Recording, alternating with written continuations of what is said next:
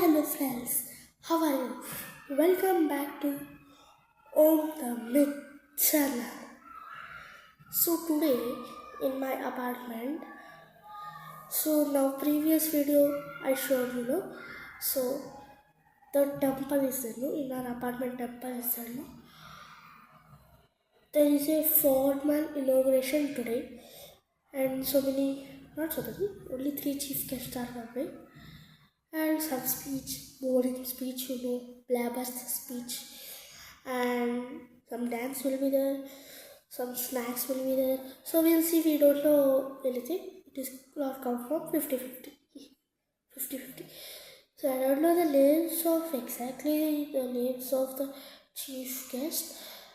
I will mention after this video, after this clip, before going to the spot of the temple and the party hall, in the party hall where function hall will be started. So before moving there, one picture will appear. So in that all the details will be there, who is the chief guest, who is all etc. So you can view that and you can go friend. Okay, so we'll go to the picture and we'll go to the temple also. So this is the place where the VIPs and the function will be going on. So see and enjoy the video.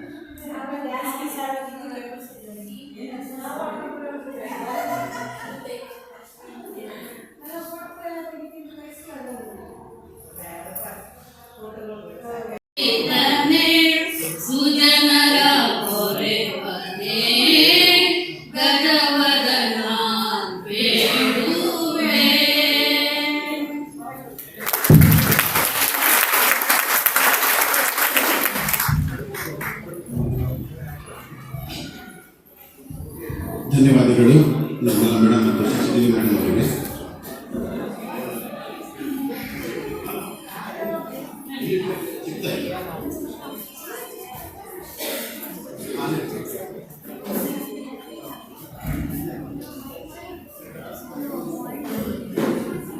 ವೇದಿಕೆ ಮೇಲೆ ಆಸೀನರಾಗಿದ್ದ ಮಾನ್ಯ ಜನಪ್ರಿಯ ಶಾಸಕರು Shri Munraj sir ಅವರೇ, ನಮ್ಮ ಓಪಸ್ apartment ಅಸೋಸಿಯೇಷನ್ನ ಅಧ್ಯಕ್ಷರಾದ ಉದಯ್ ಶಂಕರ್ ಅವರೇ, ಮತ್ತು ನಮ್ಮ ದೇವಸ್ಥಾನ ಸಮಿತಿಯ ಅಧ್ಯಕ್ಷರಾದಂಥ ಶ್ರೀ ಅಂಜನಿ ಪ್ರಸಾದ್ ಸರ್ ಅವರೇ, ಈಗ ನಾವು ಇವತ್ತಿನ ಕಾರ್ಯಕ್ರಮವನ್ನು ದೀಪ ಬೆಳಗಿಸುವ ಮೂಲಕ ಪ್ರಾರಂಭ ಮಾಡೋಣ.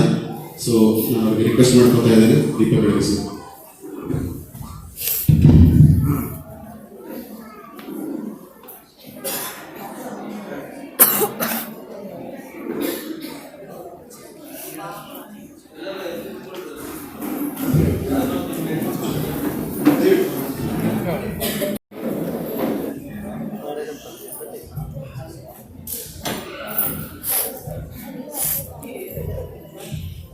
ಎಲ್ಲರಿಗೂ ನಮಸ್ಕಾರ. ಈ ಶುಭ ಸಂಜೆ ನಮ್ಮ ಓಪಸ್ ಆವರಣದಲ್ಲಿರುವಂತಹ ಗಣಪತಿ ದೇವಾಲಯ ಮತ್ತು ಶಿವಲಿಂಗ ದೇವಾಲಯವನ್ನು ಈಗ ತಾನೇ ಔಪಚಾರಿಕವಾಗಿ ಉದ್ಘಾಟನೆಯನ್ನು ಮಾಡಿದಂಥ ನಮ್ಮ ದಾಸರಹಳ್ಳಿಯ ಮತಕ್ಷೇತ್ರದ ಜನಪ್ರಿಯ ಶಾಸಕರಾದಂಥ ಶ್ರೀ ಎಸ್ ಮುನಿರಾಜು ಸರ್ ಅವರಿಗೆ ತಮ್ಮೆಲ್ಲರ ಪರವಾಗಿ ಮತ್ತು ವೈಯಕ್ತಿಕವಾಗಿ ನಾನು ಹಾರ್ದಿಕ ಸ್ವಾಗತವನ್ನು ಕೋರುತ್ತೇನೆ.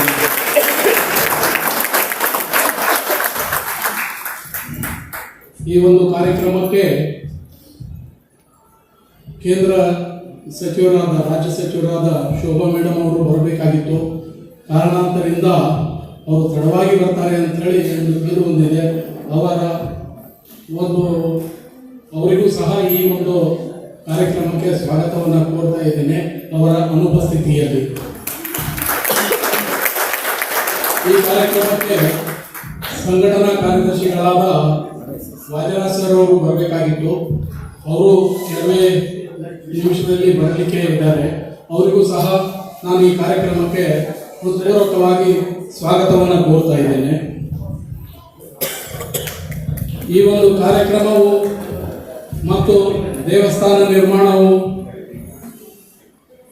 ಸರಿಯಾಗಿ ಮೂಡಿ ಬರಲಿಕ್ಕೆ ಕಾರಣ ಮತ್ತು ನಮಗೆ ಈ ಒಂದು ಜಾಗೆಯನ್ನು ದೇವಸ್ಥಾನ ನಿರ್ಮಾಣ ಮಾಡಲಿಕ್ಕೆ ನೀಡಿದಂಥ OAOA ಅಂದ್ರೆ ಓಪಸ್ ಅಪಾರ್ಟ್ಮೆಂಟ್ ಅಸೋಸಿಯೇಷನ್ ಮೆಂಬರ್ಸ್ ಏನಿದ್ದಾರೆ, ಅದರಲ್ಲಿ ಮುಖ್ಯವಾಗಿ ನಮ್ಮ ಅಧ್ಯಕ್ಷರಾದಂಥ ಉದಯ್ ಶಂಕರ್ ಅವರಿಗೂ ಸಹ ಈ ಒಂದು ಕಾರ್ಯಕ್ರಮಕ್ಕೆ ಹೃತ್ಪೂರ್ವಕವಾಗಿ ಸ್ವಾಗತವನ್ನು ಕೋರ್ತಾ ಇದ್ದೀನಿ.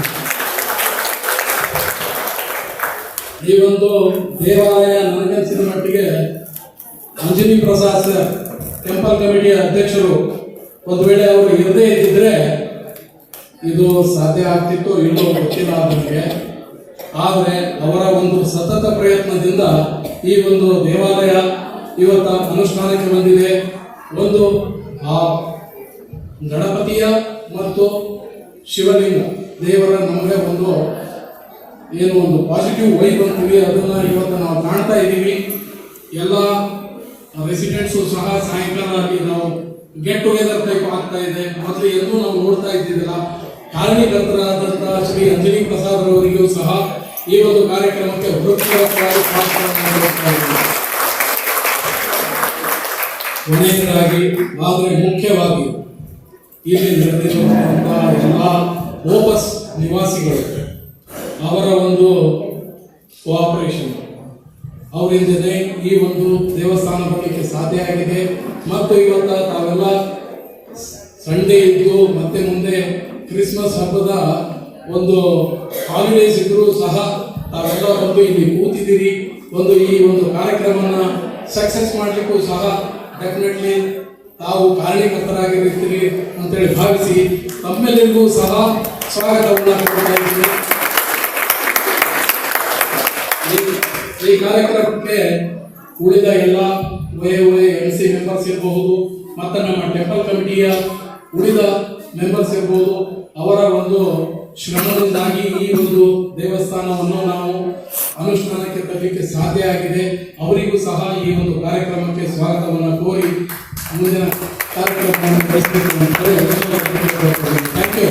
ಎಲ್ಲರಿಗೂ ನಮಸ್ಕಾರ. Thank you so much sir. ತುಂಬ ಧನ್ಯವಾದಗಳು ಶ್ರೀರಾಮಾಚಾರ್ಯ ಸರ್ ಅವರಿಗೆ.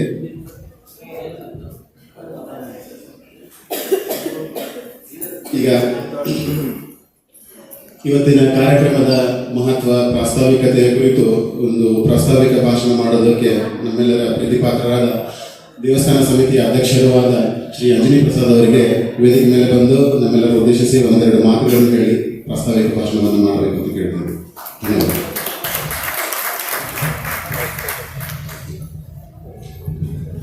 ನಮಸ್ಕಾರ, ಶುಭ ಸಂಜೆ. ವೇದಿಕೆಯ ಮೇಲೆ ಆಸೀನರಾಗಿರುವ ನಮ್ಮ ಶ್ರುತಿ ನಮ್ಮ ದಾಸವಾಡಿ ವಿಧಾನಸಭಾ ಕ್ಷೇತ್ರದ ಶಾಸಕರು ಶ್ರೀ ಎಸ್ ಮಂಜುಳಾ ಸರ್ ಅವರು ಈ ಕಾರ್ಯಕ್ರಮಕ್ಕೆ ವಿಶೇಷ ಆಹ್ವಾನಿತರಾಗಿ ಬಂದಿರುವ ಮತ್ತು ನಮ್ಮ ಕಾರ್ಯದರ್ಶಿಗಳಾದ ಆಗಿರುವ ವಾದಿರಾಜ ನಿಧಾನವಾಗೋದ್ರಿಂದ ಅವ್ರಿಗೂ ನಾವು ಹೃತ್ಪೂರ್ವಕ ಮತ್ತು ಎಲ್ಲ ಸದಸ್ಯರು, ನಮ್ಮ ಸತ್ವ ವಾಪಸ್ ಅಪಾರ್ಟ್ಮೆಂಟ್ನ ಎಲ್ಲ ನಿವಾಸಿಗಳಿಗೆ ಎಲ್ಲರಿಗೂ ಸ್ವಾಗತ ಸುಸ್ವಾಗತ. ನಮ್ಮ ಸತ್ವ ವಾಪಸ್ ಅಪಾರ್ಟ್ಮೆಂಟ್ನ ಆವರಣದಲ್ಲಿ ನೂತನವಾಗಿ ನಿರ್ಮಾಣವಾಗಿರುವ ಶ್ರೀ ಮಹಾಗಣಪತಿ ಮತ್ತು ಶಿವಲಿಂಗ ದೇವಸ್ಥಾನದ ಪ್ರಾಣ ಪ್ರತಿಷ್ಠಾಪನಾ ಸಮಾರಂಭವು ದಿನಾಂಕ 18 ಮತ್ತು 19 ನವೆಂಬರ್ 2024ರಂದು ಅದ್ದೂರಿಯಾಗಿ ನೆರವೇರಿತು.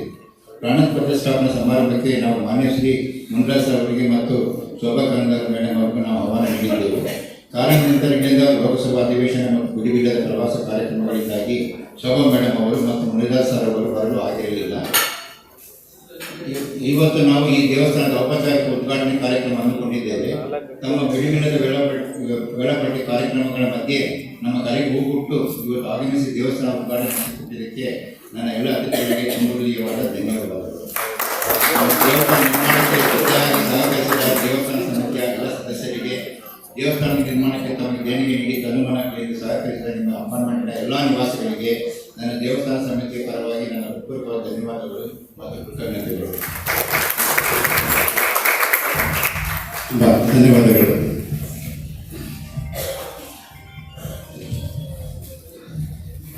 ಇವಾಗ ಅತಿಥಿಗಳ ಪರಿಚಯ ಮತ್ತು ಅವರಿಗೆ ಸ್ವಾಗತ. ಮೊದಲನೇದಾಗಿ ನಾವು ಶುಭ ಮೇಡಮ್ ಅವರಿಗೆ ಸನ್ಮಾನ ಪರಿಚಯ ಮಾಡಬೇಕಾಗಿತ್ತು, ಅವರು ಲೇಟಾಗಿ ಬರ್ತಾ ಇದ್ದಾರೆ. ಹೀಗಾಗಿ ಫಸ್ಟ್ ನಾನು ಮುನ್ರಾಜ್ ಸರ್ ಅವ್ರ ಬಗ್ಗೆ ಒಂದು ಸಂಕ್ಷಿಪ್ತವಾಗಿ ಪರಿಚಯವನ್ನು ನೀಡಬೇಕು ಅಂತ ಚಂದನ್ ಅವರು ಕೇಳ್ಕೊಳ್ತಾ ಇದ್ದೀನಿ. ಚಂದನ್. ನಂತರ ಅವರಿಗೆ ಸನ್ಮಾನ. ನಮಸ್ಕಾರ ಎಲ್ಲರಿಗೂ. ಸೊ ಇಂದು ನಾನು ಮುನಿರಾಜು ಸರ್ ಅವರ ಪರಿಚಯವನ್ನು ಕನ್ನಡದಲ್ಲೇ ಮಾಡಬೇಕಾಗಿತ್ತು. ಆದರೆ ನಮ್ಮ ಒಂದು ಸತ್ವ ಫ್ಯಾಮಿಲಿ ಏನಿದೆ ಅಲ್ಲಿ ಕನ್ನಡ ಮತ್ತು ಕನ್ನಡೇತರು ಕೂಡ ಇದ್ದಾರೆ. ಹಾಗಾಗಿ ನಾನು ಇಂಗ್ಲಿಷ್ನಲ್ಲಿ ಅವರ ಒಂದು ಕಿರು ಪರಿಚಯ ಮಾಡಬೇಕಾಗಿ ನಾನು ಮುಂದುವರಿದ್ದೇನೆ. So dear, we all know about our beloved MLA Shri S. Muniraj. He is MLA Dasari Constituency, Bangalore. So he is a third time MLA of our Dasari Constituency. Sir has contested and won in 2008, 2013 and 2023. Sir has made a significant development efforts during his tenure. He focused on improving the area's infrastructure, including constructing roads and drains. He has also ensured the Dasari residents had access to clean water by implementing various water projects.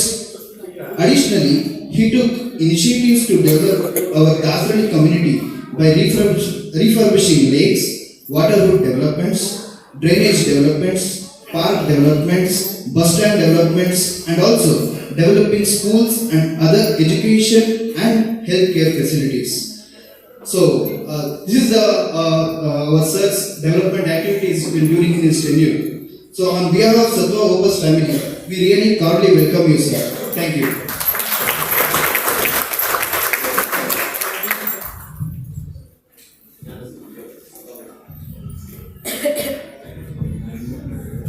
Sir, ಈ ದಿನ ನಾವು ನಮ್ಮ ಸಾಮಾನ್ಯ MLA ಸಾಹೇಬರನ್ನು meet ಮಾಡಿದಾಗ ನಾವು request ಮಾಡ್ಕೊಂಡ್ವಿ ಕಾವೇರಿ ನೀರಿನ ಬಗ್ಗೆ ಸ್ವಲ್ಪ ನಮಗೆ ಇದು ಮಾಡಿಕೊಡಿ ಅಂತ.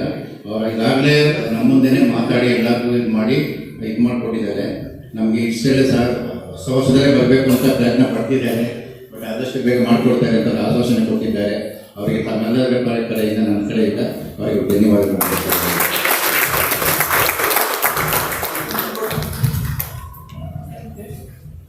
ಧನ್ಯವಾದಗಳು. ಸೊ ಮುನ್ರಾಜ್ ಸರ್ ಅವರಿಗೆ ಒಂದು ಸನ್ಮಾನ ಮಾಡಬೇಕು ಅಂತ ಕೇಳಿ ಶ್ರೀ ಉದಯಶಂಕರ್ ಅವರಿಗೆ ಮತ್ತು ಅಂಜನಿ ಪ್ರಸಾದ್ ಅವರಿಗೆ ಕೇಳ್ಕೊಳ್ತಾರೆ. ಫಸ್ಟ್ ಮಾತಾಡ್ತಾರೆ ದಯವಿಟ್ಟು. ಓಕೆ, ಮುನ್ರಾಜ್ ಸರ್ ಅವರು ನಮ್ಮೆಲ್ಲರ ಉದ್ದೇಶಿಸಿ ಒಂದೆರಡು ಮಾತಾಡ್ತಾ ಇದ್ದೀನಿ.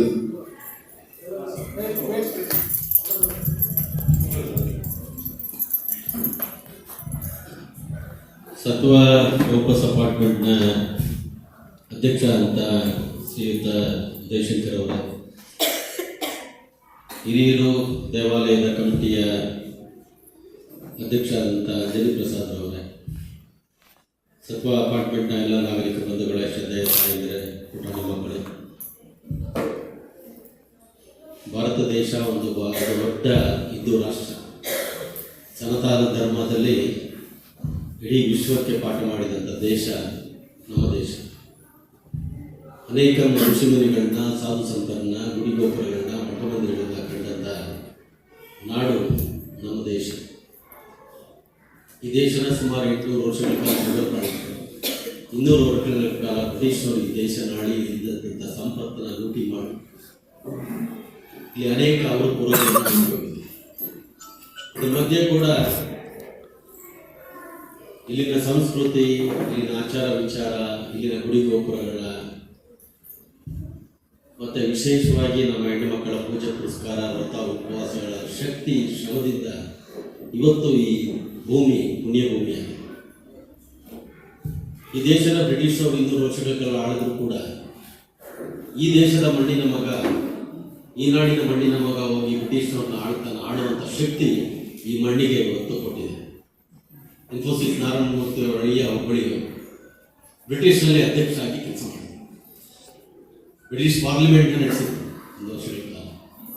ಅವರು 200 ವರ್ಷಗಳ ಕಾಲ ನಮ್ಮನ್ನು ಆಳಿದರೆ, ವಿಶೇಷವಾಗಿ ಇಡೀ ಪ್ರಪಂಚದಲ್ಲಿ ಬಹುದೊಡ್ಡ ಹಿಂದೂ ರಾಷ್ಟ್ರ, ಜನಸಂಖ್ಯೆಯಲ್ಲಿ ವಿಶ್ವದಲ್ಲಿ ನಂಬರ್ 1. ಒಂದು ಕಡೆ ಹೋದರೆ ಎಲ್ಲ ಪಾಶ್ಚಿಮಾತ್ಯ ರಾಷ್ಟ್ರಗಳು, ಯುರೋಪ್ ಕಂಟ್ರೀಸ್, ಅವ್ರಿಗೆ ಒಂದೇ ದೇವಾಲಯ, ಚರ್ಚ್. ಇನ್ನೊಂದು ಕಡೆ ಹೋದರೆ ಎಲ್ಲ ಅರಬ್ ಕಂಟ್ರೀಸ್, ಅವ್ರಿಗೂ ಒಂದೇ. ನಮಗೆ ಊರಿಗೊಂದು ದೇವರು, ಮನೆಗೊಂದು ದೇವರು, 100 ಗುಡಿಗೋಪುರಗಳು, 100 ಮಠದ ದೇವರು, ಕೋಟ್ಯಾದಿ ಕೋಟಿ ದೇವರುಗಳನ್ನ ಪೂಜೆ ಮಾಡೋ ಸಂಸ್ಕಾರ ಸಂಸ್ಕೃತಿ ಇರ್ತಕ್ಕಂಥ ನಾಡು. ನಾವು ಚಾಮುಂಡಿ ನಾಡದೇವತೆ ಅಂತ ಕರಿತೀವಿ, ಬೆಂಗಳೂರಿನ ಅಣ್ಣಮ್ಮನ್ನ ನಗರ ದೇವತೆ ಅಂತ ಕರಿತೀವಿ. ಈ ರೀತಿ ಅನೇಕ ದೇವಾಲಯಗಳನ್ನ ಗುಡಿ ಗೋಪುರಗಳನ್ನ ಕಂಡಂತ ನಾಡು. ಹಿಂದೂ ಸಂಸ್ಕೃತಿಯಲ್ಲಿ ಬೆಳಗ್ಗೆ ಅಂದರೆ ದೇವರ ಮುಖ ನೋಡಿ ದೇವರ ಕೈ ಮುಗಿದು ಮುಂದಿನ ಕೆಲಸ ಕಾರ್ಯಗಳನ್ನು ಪ್ರಾರಂಭ ಮಾಡುವಂಥ ಸಂಸ್ಕಾರ ಹಿರಿಯರು ಕಲಿಸ್ಕೊಟ್ಟಿದ್ದಾರೆ. ಅದನ್ನು ನಾವು ತಲೆತಲಾಂತರವಾಗಿ ನಮ್ಮ ಮಕ್ಕಳ ಪೀಳಿಗೆಗೆ, ನಮ್ಮ ಮಕ್ಕಳಿಗೂ ಅದನ್ನು ನಾವು ಟ್ರಾನ್ಸ್ಫರ್ ಮಾಡ್ತಾ ಹೋಗಬೇಕು. ಇವತ್ತು ತತ್ವ ಅಪಾರ್ಟ್ಮೆಂಟಲ್ಲಿ ಚಿಕ್ಕದಾದ ಬಹಳ ಚೊಕ್ಕಟವಾಗಿ ಸುಂದರವಾದಂಥ ವೆಂಕಟೇಶ್ವರ ಮೂರ್ತಿ ಒಂದು ಶಿವಲಿಂಗನ ತಂದು ಪ್ರತಿಷ್ಠಾಪನೆ ಮಾಡಿ ನಾವೇನೇ ಕೆಲಸ ಕಾರ್ಯಗಳು ಮಾಡಬೇಕಾಗಿ ಹಿಂದೂ ಧರ್ಮದಲ್ಲಿ ಪ್ರಥಮ ಪೂಜೆ ಮಾಡಬೇಕು. ಮಕ್ಕಳು ಬೆಳಗ್ಗೆ ಹೋಗುವಾಗ ಪ್ರತುಂಡ ಮಹಾಕಾಯ ಸೂರ್ಯಕೋಟಿ ಸಮಪ್ರಭಾ ನಿರ್ವಿಘ್ನಂ ಕುರುವೇ ದೇವ ಸರ್ವಕಾರ್ಯೇಷು ಸರ್ವದಾ ಅಂತ ಹೇಳ್ಕೊಳ್ಳೋದು. ಎಲ್ಲ ಕಾರ್ಯಗಳು ನಿರ್ವಿಘ್ನವಾಗಿ ನಡೆಸ್ಕೊಡಬೇಕು ಅಂತ ಹೇಳುವಂಥ ಸಂಸ್ಕೃತಿ ಇರ್ತಕ್ಕಂಥ ನಾಡು. ಅಂತ ವಿಘ್ನೇಶ್ವರ ದೇವಾಲಯನ ಬಹಳ ಅಚ್ಚುಕಟ್ಟಾಗಿ, ಬಹಳ ಸುಂದರವಾಗಿ, ಚೊಕ್ಕಟವಾಗಿ ನಿರ್ಮಾಣ ಮಾಡಿದರೆ ಅದಕ್ಕೋಸ್ಕರ ನಿಮ್ಮೆಲ್ಲರೂ ನಾನು ಧನ್ಯವಾದಗಳನ್ನು.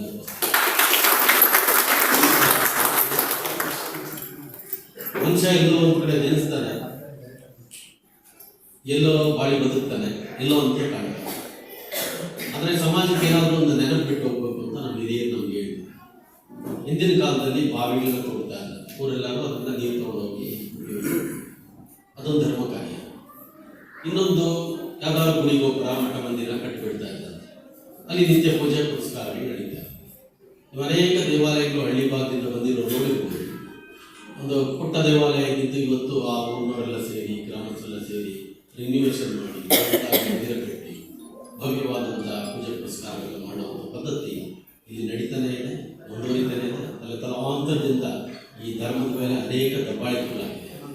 ಆದರೂ ಕೂಡ ಭಗವಂತನ ಶಕ್ತಿಯಿಂದ ಮತ್ತೆ ಮತ್ತೆ ಇಲ್ಲಿ ಮೆಟ್ಟಿ ನಿಲ್ಲುವಂಥ ಶಕ್ತಿ ಈ ಭೂಮಿಗಿದೆ. ಉದಾಹರಣೆ ಅಯೋಧ್ಯೆಯ ರಾಮ ಮಂದಿರ 550 ವರ್ಷಗಳ ಹೋರಾಟದ ಫಲವಾಗಿ ಮತ್ತೆ ಅಯೋಧ್ಯೆಯಲ್ಲಿ ರಾಮ ಪ್ರತಿಷ್ಠಾಪನೆ ಆಗಿದ್ದಾನೆ. ನಿತ್ಯ ಪೂಜೆ ಪುರಸ್ಕಾರಗಳು ನಡೀತಾ ಇದೆ. ಆಗಲೇ ಉದ್ಘಾಟನೆ ಆಗಿ 1 ವರ್ಷ ಆಯಿತು. ವೈಭವವಾದಂಥ ಅಯೋಧ್ಯೆಯಲ್ಲಿ ಒಂದು ಪೂಜೆ ನಡೀತಾ ಇದೆ. ಇಲ್ಲಿ ಪದಾಧಿಕಾರಿಗಳು ಯಾರಿರ್ತಾರೋ ಗೊತ್ತಿಲ್ಲ, ಇಲ್ಲಿ ಅಪಾರ್ಟ್ಮೆಂಟ್ ಓನರ್ಸ್ ಎಷ್ಟು ಜನ ಇಲ್ಲಿ ಇರ್ತಾರೋ, ಬೇರೆ ಅಪಾರ್ಟ್ಮೆಂಟ್ಗೆ ಹೋಗ್ತಾರೋ ಗೊತ್ತಿಲ್ಲ. ಆದರೆ ಇಲ್ಲಿ ಉದಯ್ ಶಂಕರ್ ಅಂತ ಒಬ್ಬ ಅಧ್ಯಕ್ಷ ಇದ್ದರು, ಅಂಜನಿ ಪ್ರಸಾದ್ ಅಂತ ಒಬ್ಬರು ಇಂಥ ಅಪಾರ್ಟ್ಮೆಂಟಲ್ಲಿದ್ದರು. ಅವ್ರ ಕಾಲದಲ್ಲಿ ಸ್ವಲ್ಪ ಫ್ಯಾಮಿಲಿ ಸೇರಿ ಒಂದು ಗುಡಿ ಕಟ್ಟಿದ್ರು ಅಂತ ಮಾತು ಮಾತ್ರ ಶಾಶ್ವತವಾಗಿ ನೆಲೆಯಾಗಿ ಉಳಿದಿದೆ.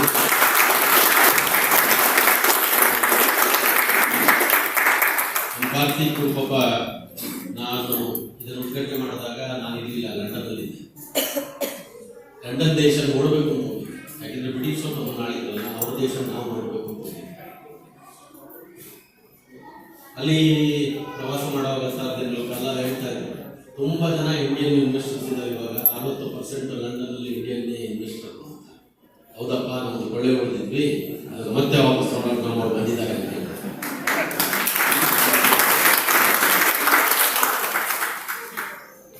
ಶೋಭಾ ಕರಂದಾಜೆ ಅವರು 2 ಕ್ಷೇತ್ರದಲ್ಲಿ ಪ್ರವಾಸದಲ್ಲಿದ್ದಾರೆ. ನಮ್ಮ ಹೆಬ್ಬಾಳದ ಕ್ಷೇತ್ರದಲ್ಲಿ ಹೊಸ ವರ್ಷದಲ್ಲಿ ಅವ್ರನ್ನ ಕರ್ಕೊಂಡ್ಬರ್ತೀವಿ. ಹೊಸ ವರ್ಷದಲ್ಲಿ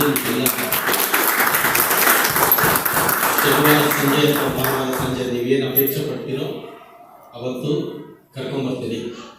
ನಿಮ್ಮ ಜೊತೆ ಒಂದು ಅರ್ಧ ಗಂಟೆ ಕಾಲ ಕಳೀತೀವಿ, ಭಗವಂತನ ದರ್ಶನ ಮಾಡ್ತೀವಿ. ಒಂದು ಬೇಡಿಕೆ ಇಟ್ಟಿದ್ದಾರೆ ಅಂಜನಿ ಕಾರ್ತಿಕ್ ಅವರಿಗೆ, ದೇವಸ್ಥಾನದ ಒಳಗಡೆ ಹೋಗೋಕ್ಕಾಗಲ್ಲ, ಎಲ್ಲರೂ ಈಚೆ ನಿಂತು ದೇವರ ದರ್ಶನ ಮಾಡಬೇಕಾದ್ರೆ ಅದಕ್ಕೆ ಮುಂದೆ ಒಂದು ಶಂಕರ್ ಬೇಕು ಅಂತೇಳಿ ಇದು ಮಂಡಲ ಪೂಜೆ. ನಾವು ದೇವರ ಪ್ರತಿಷ್ಠಾಪನೆ ಮಾಡೋದು 48 ದಿವಸಗಳಲ್ಲಿ ಒಂದು ಮಂಡಲ ಪೂಜೆ ಅಂತ ಮಾಡ್ತೀವಿ. ಅದು ಪದ್ಧತಿ. ದೇವರ ಪ್ರತಿಷ್ಠಾಪನೆ ಆದಮೇಲೆ ಅದರ ಮುಂದುವರೆದಂತೆ ಅದನ್ನು ಅಂತ್ಯ ಮಾಡಬೇಕಾದ್ರೆ ನಾವು 48 ದಿವಸಕ್ಕೆ ಒಂದು ಮಂಡಲ ಪೂಜೆ ಅಂತ ಮಾಡ್ತೀವಿ. ನೀವು ಯಾರಾದರೂ ಒಂದು ಡಿಸೈನ್ ಮಾಡಿಸ್ಕೊಡಿ, ಅದಕ್ಕೆ ಏನು ವೆಚ್ಚ ಬೀಳ್ತದೋ ನಾನು ಮಾಡಿಸಿ ಅದನ್ನು ಮುಂದೆ ಏನು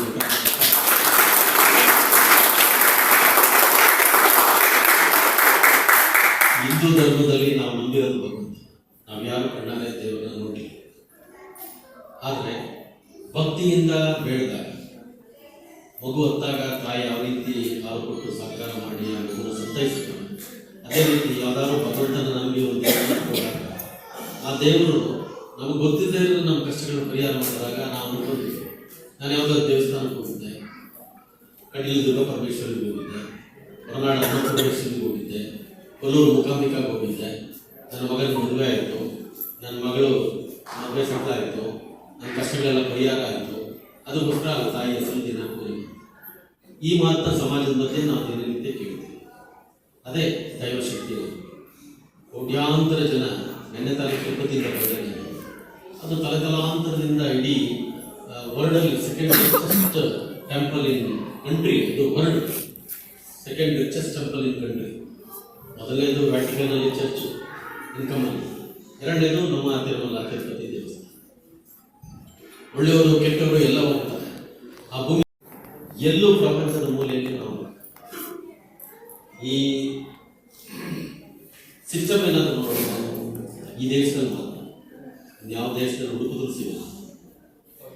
ವಿಶೇಷವಾಗಿ ನಮ್ಮ ತಾಯಂದಿರು ಶುಕ್ರವಾರ ಮಂಗಳವಾರ ಉಪವಾಸ ವ್ರತಗಳು ಮಾಡಿ ದೇವಾಲಯಕ್ಕೆ ಹೋಗಿ ಪೂಜೆ ಪುರಸ್ಕಾರಗಳು ಮಾಡಿ ಎಲ್ಲ ದೇವರೆಲ್ಲ ಬೇಡ್ತಾರಲ್ಲ, ಅದಕ್ಕೆ ಇರ್ತಕ್ಕಂಥ ಶಕ್ತಿ ಈ ಮಣ್ಣಿಗೆ ಅದು ಪರಿವರ್ತನೆಯಾಗಿ ಇವತ್ತು ಈ ದೇಶ ವಿಶ್ವದಲ್ಲಿ ಒಂದು ಬಲಿಷ್ಠ ರಾಷ್ಟ್ರ ಆಗಿ ಪರಿವರ್ತನೆ ಆಗ್ತಾ ಇರ್ತಕ್ಕಂಥದ್ದನ್ನು ನೀವು ಕಾಣಬಹುದು. ಅಂತ ಒಂದು ಪುಣ್ಯ ಕೆಲಸ ಇದನ್ನು ನೀವೆಲ್ಲರೂ ಸೇರಿ ಮಾಡಿದ್ದೀರ. ಶಕ್ತಿ ಇದ್ದವನು 10 ರೂಪಾಯಿ ಕೊಡ್ತಾನೆ, ಶಕ್ತಿ ಇದ್ದವರು 100 ರೂಪಾಯಿ ಕೊಡ್ತಾನೆ, ಶಕ್ತಿ ಇದ್ದವರು 50,000 ಕೊಡ್ತಾರೆ, ಶಕ್ತಿ ಇದ್ದವರು ಗಣೇಶ ಮೂರ್ತಿ ಕೊಡಿಸಿದ್ದಾನೆ. ಅದು ಮುಖ್ಯ ಅಲ್ಲ, ಏನು ಭಕ್ತಿಯಿಂದ ಅರ್ಪಣೆ ಮಾಡ್ತಾರೋ ಅದು ಮುಖ್ಯ. ಅಂಥ ಪುಣ್ಯದ ಕೆಲಸ ನೀವು ಮಾಡಿದ್ದಾರೆ. ಆ ಪುಣ್ಯದ ಕೆಲಸದಲ್ಲಿ ಭಾಗವಹಿಸುತ್ತವತ್ತು ಪ್ರತಿಷ್ಠಾಪನೆ ದಿವಸ ನಮಗೆ ಯೋಗ ಇರಲಿಲ್ಲ, ಆದರೆ ಇವತ್ತು ಆ ದೇವರ ದರ್ಶನ ಮಾಡೋಕ್ಕೆ ಭಾಗ್ಯ ಕಲ್ಪಿಸ್ಕೊಟ್ಟಿದ್ದೀರ. ಒಳ್ಳೆಯದಾಗಲಿ. ಅದೇನಿದೆಯೋ ನಮ್ಮ ಕಾರ್ತಿಕ್ ಮತ್ತು ಉದಯಶಂಕರ್ ಅವರು, ನಮ್ಮ ಅಂಜನಿ ಪ್ರಸಾದ್ ಅವರು ಸೆಂಟ್ರನ್ನ ಏನು ಮಾಡಬೇಕು ಅಂತ ಹೇಳಿದ್ರೆ ಅದನ್ನು ಆದಷ್ಟು ಬೇಗ ನಾವು ಮಾಡಿಕೊಡ್ತೀವಿ ಅಂತ ನಮಗೆ ತಿಳಿಸಿ ನನ್ನ ಮಾತಿಗೆ ವಿರಾಮ ಹೇಳ್ತೀನಿ. ಎಲ್ರಿಗೂ ಮತ್ತೊಮ್ಮೆ ನಮ್ಮೆಲ್ಲರಿಗೂ ಧನ್ಯವಾದ.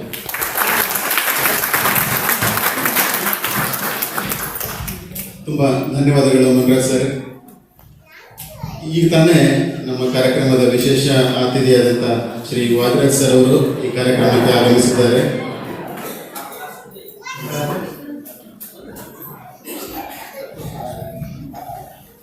ಶ್ರೀ ವಾದಿರಾಜ್ ಸರ್ ಅವರಿಗೆ ನಮ್ಮ ಓಪಸ್ ಕುಟುಂಬದ ಎಲ್ಲ ಸದಸ್ಯರ ಪರವಾಗಿ ಈ ಕಾರ್ಯಕ್ರಮಕ್ಕೆ ಹೃತ್ಪೂರ್ವಕ ಸ್ವಾಗತಿಸುತ್ತಿದ್ದೇನೆ.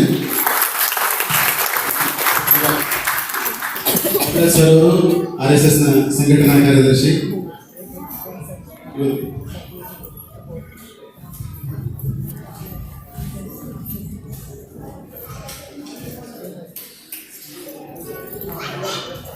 ಇವಾಗ ಅತಿಥಿಗಳ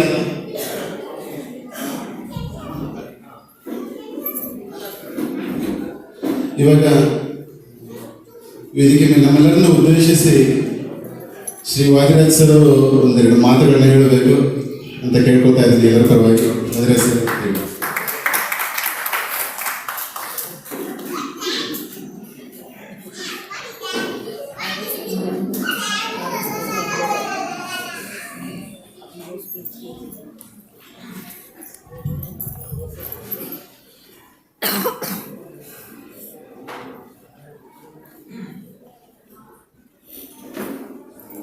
ಈ ಒಂದು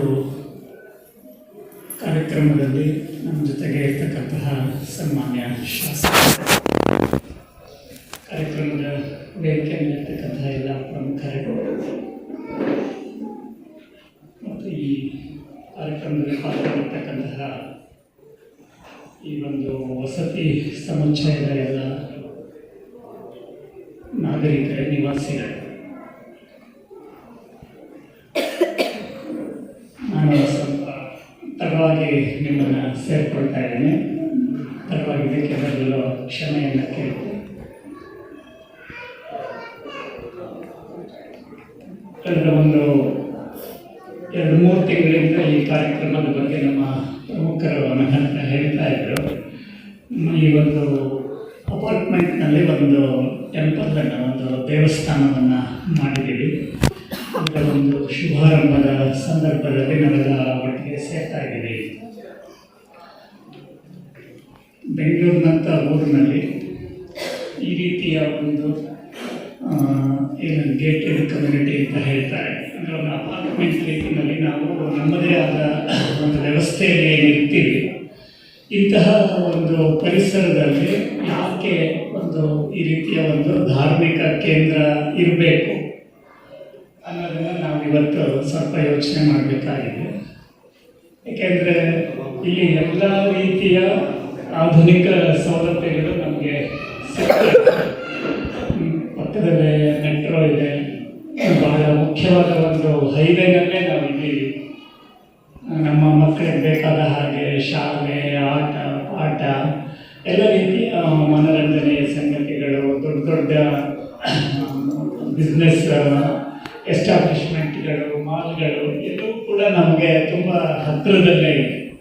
ನಮ್ಮ ಕ್ಯಾಂಪಸ್ನಲ್ಲೂ ಕೂಡ ಎಲ್ಲ ತರಹದ ಸಂಗತಿಗಳು, ಅದು ನಮಗೆ ಹೆಲ್ತ್ ರಿಲೇಟೆಡ್ ಇಶ್ಯೂ ಆಗಲಿ, ನಮಗೆ ಜಾಗಿಂಗ್ ಮಾಡೋದಕ್ಕೆ, ಓಡಾಟ ಮಾಡೋದಕ್ಕೆ, ವಾಕಿಂಗ್ ಮಾಡೋದಕ್ಕೆ ಎಲ್ಲ ತರಹದನ್ನು ನಾವು ಈ ರೀತಿ ಅಪಾರ್ಟ್ಮೆಂಟಲ್ಲಿ ನಾವು ಜೋಡಿಸ್ಕೊಂಡಿರ್ತೀವಿ. ಬೇರೆ ಎಲ್ಲ ತರಹದ ವ್ಯವಸ್ಥೆಗಳು ಇರುತ್ತೆ. ಆದರೆ ನಾವು ಎಲ್ಲರೂ ಕೂಡ ಒಂದು ಒಟ್ಟಾಗಿ ಸೇರೋದಕ್ಕೆ ಒಂದು ದೇವಸ್ಥಾನದ ರೀತಿಯ ವ್ಯವಸ್ಥೆ ಕೂಡ ಇದ್ದರೆ ಅದು ಅದರದ್ದೇ ಆದ ಒಂದು ಒಳ್ಳೆಯ ಪರಿಣಾಮವನ್ನು ಬೀರುತ್ತೆ ಅಂತ ಅನಿಸುತ್ತೆ.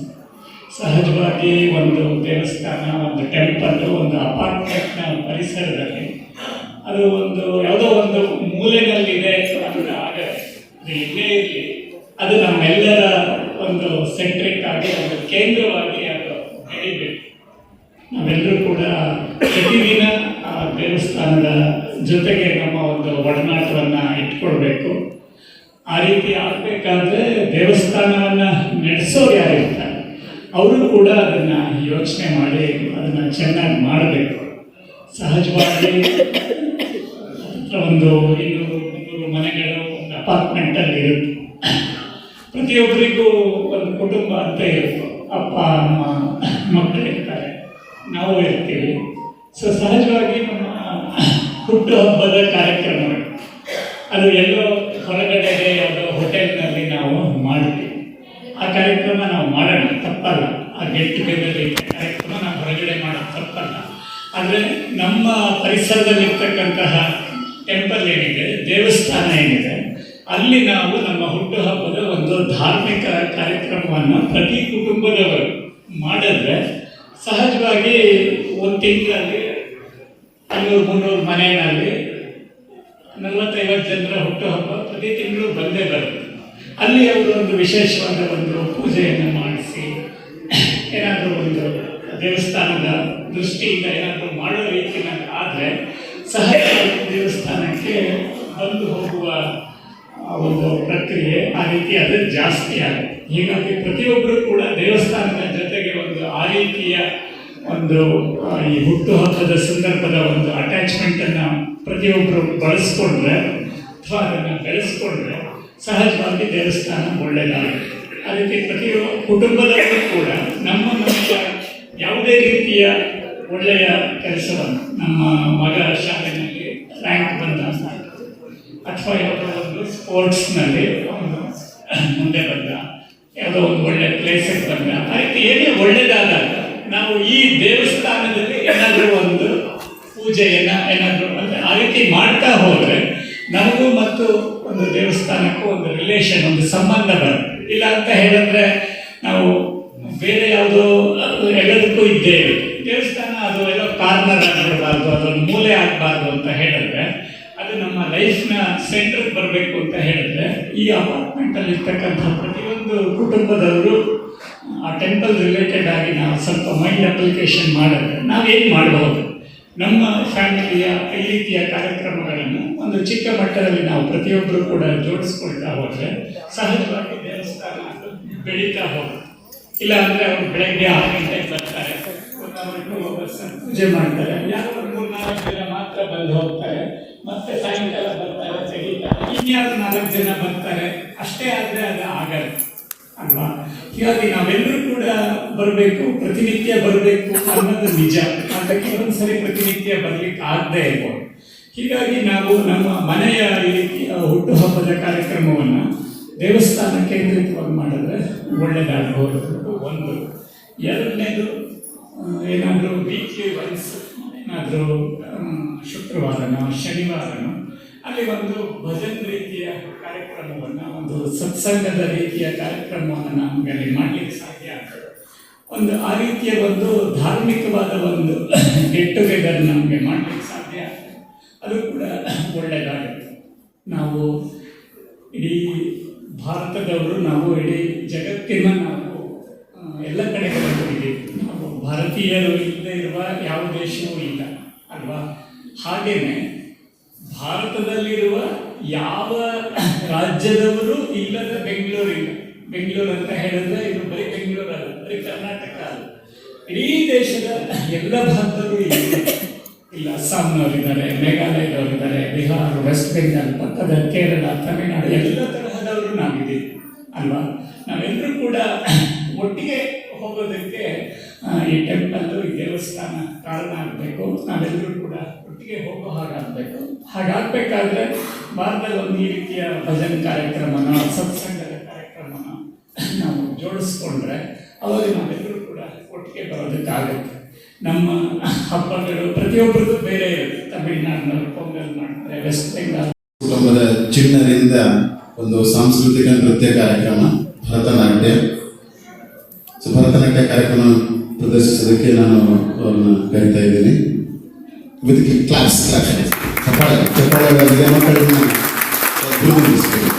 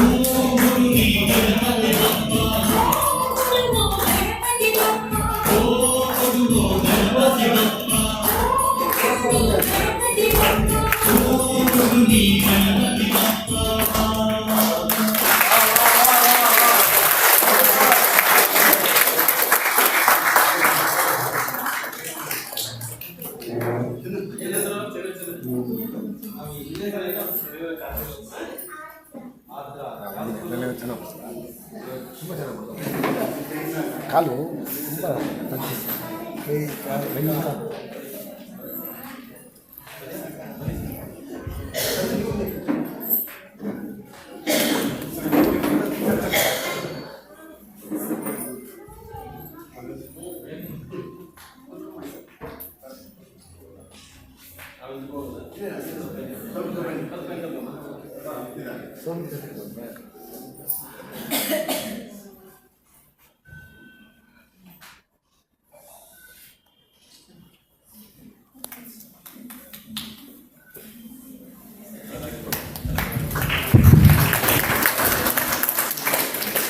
ತುಂಬ ಸುಂದರವಾಗಿ ಮತ್ತು ಮುದ್ದಾಗಿ ಭರತನಾಟ್ಯ ನೃತ್ಯವನ್ನು ಪ್ರದರ್ಶಿಸಿದ ನಮ್ಮ ಚಿಣ್ಣರಿಗೆ ಅಭಿನಂದನೆಗಳು ಮತ್ತು ಕೃತಜ್ಞತೆಗಳು. ಇವಾಗ ನಮ್ಮ ಅತಿಥಿಗಳಿಗೆ ಒಂದು ಸನ್ಮಾನ ಕಾರ್ಯಕ್ರಮ.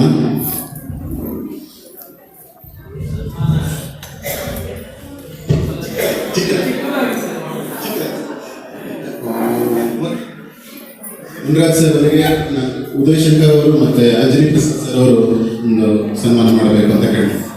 ರಾಮಾಚಾರ್ಯ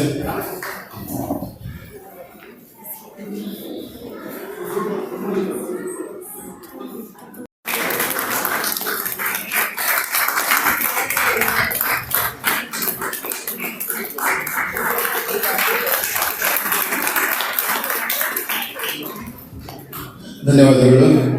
ಅಂಜನಿ ಪ್ರಸಾದ್ ಸರ್, ಉದಯ್ ಶಂಕರ್ ಸರ್ ಮತ್ತು ರಾಮಾಚಾರ್ಯ ಸರ್. ನೆಕ್ಸ್ಟು ನಮ್ಮ ವಿಶೇಷ ಅತಿಥಿಯಾದಂಥ ಶ್ರೀ ವಾದ್ರಾಜ್ ಸರ್ ಅವರಿಗೆ ಸನ್ಮಾನ. ಡಾಕ್ಟರ್ ಕಾರ್ತಿಕ್ ಅವರು ಮತ್ತು ಶ್ರೀ ರೇವಣ್ಣ ಅವರು ಮುಂದೆ ಬರಬೇಕು. ಶ್ರೀ ನಟರಾಜ್ ಸರ್ ತಾವು ಕೂಡ ಮುಂದೆ ಬರಬೇಕು. ಚಪ್ಪಾಳೆ.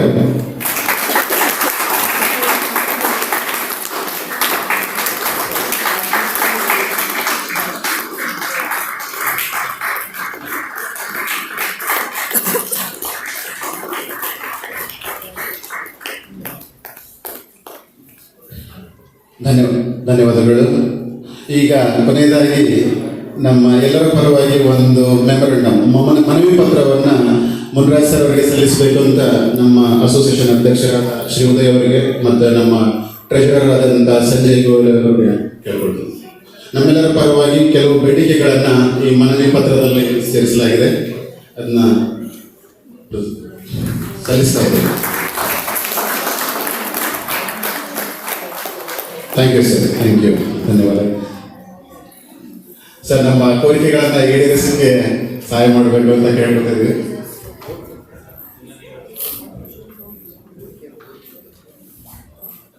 ಕೊನೆಯದಾಗಿ ವಂದನಾರ್ಪಣೆ, ಉದಯ್ ಶಂಕರ್ ಅವರಿಗೆ ಸಂಕ್ಷಿಪ್ತ ವಂದನಾರ್ಪಣೆ ಮಾಡಬೇಕು ಅಂತ ಕೇಳಿ. ಕಾವೇರಿ ವಾಟರ್ ಬಗ್ಗೆ ಬೆಳಗ್ಗೆನೆ ಮಾತಾಡಿದ್ವಿ. ಹೊಸ ವರ್ಷಕ್ಕೆ ಜನವರಿ ತಿಂಗಳಲ್ಲಿ ನಿಮಗೆ ಕಾವೇರಿ ನೀರು ಕೊಡ್ತೀವಿ.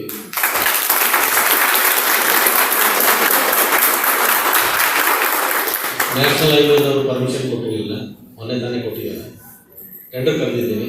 ಅದನ್ನೊಂದು 15-20 ಡೇಸಲ್ಲಿ ಮುಗಿಯುತ್ತೆ. ಯಾವುದಾದ್ರು ನಾನು ಈ ಸಂಕ್ರಾಂತಿ ಹಬ್ಬ ವರ್ಷದ ಮೊದಲನೇ ಹಬ್ಬ ಆವಾಗಲೇ ಕೊಡಬೇಕು ಅಂತ ಒತ್ತಾಯ ಮಾಡ್ತಾ ಇದ್ದೀವಿ.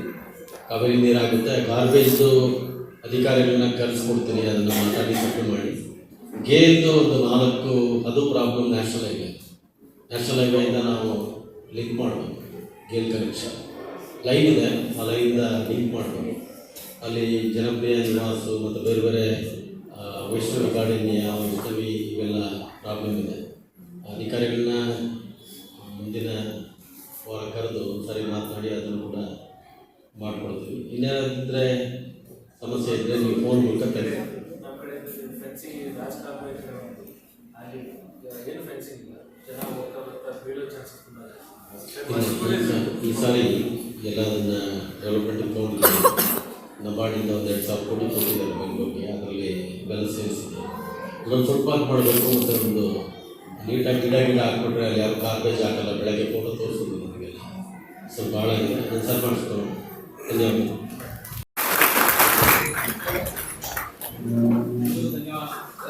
ನಮ್ಮ ಕರೆಗೆ ಹೂ ಕೊಟ್ಟು ಮುನಿರಾಜ್ ಸರ್ ಅವರು ಬಂದಿದ್ದಾರೆ. ಅವರಿಗೆ ನಮ್ಮ ಹೃತ್ಪೂರ್ವಕ ಧನ್ಯವಾದಗಳು.